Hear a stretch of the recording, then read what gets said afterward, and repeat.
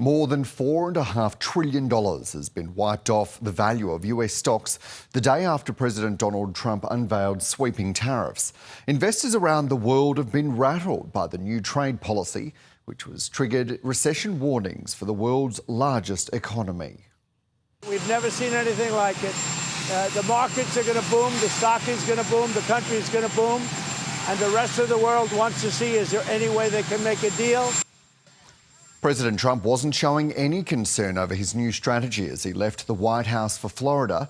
He's declared the country is healing after imposing duties ranging from 10% to 49% on almost all imports. It takes the average tariff rate of all imports to the US from 2.5% last year to close to 19%, the highest since 1933.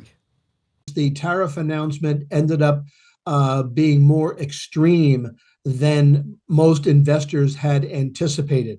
And because of it being extreme, investors are now worried about what the reciprocal tariffs will end up being with the retaliatory tariffs by our trading partners, how long these tariffs will be in effect, because the longer they are, the deeper this market is likely to decline.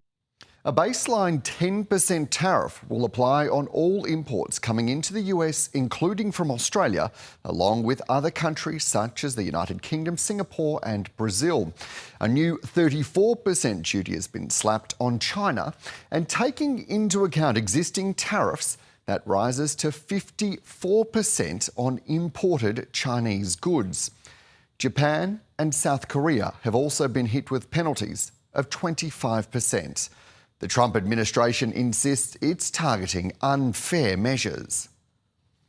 Stop picking on us. Stop saying that we can't sell our corn to India. Stop saying that we can't sell our beef anywhere. Just stop treating us so poorly. If we are the great consumer of the earth, the United States buys everybody's products. We buy everybody's goods.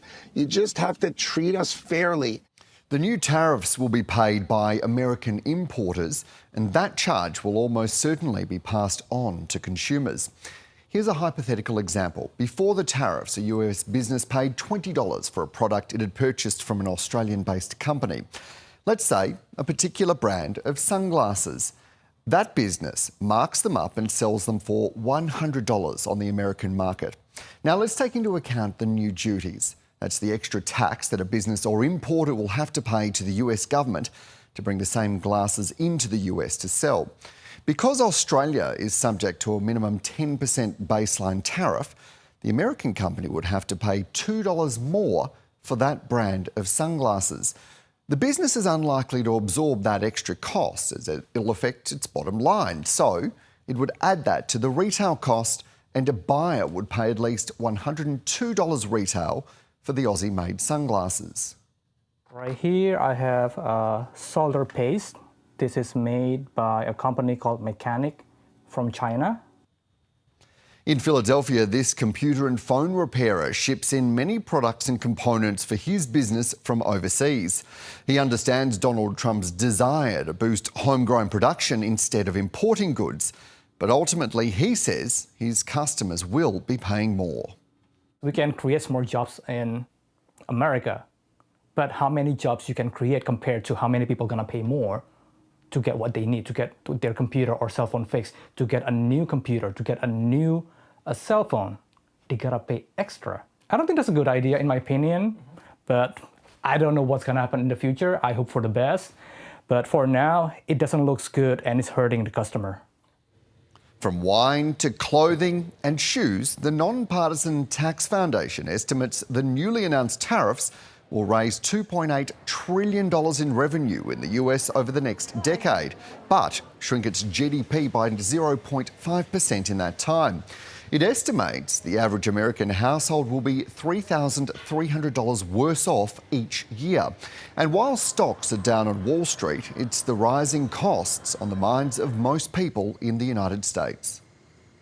The whole reason he was elected was he was going to be bringing prices down. So he's doing the opposite. I think we're all concerned about prices right now. I think it's a noble goal, but it feels like there's a lot of pain in between here and then.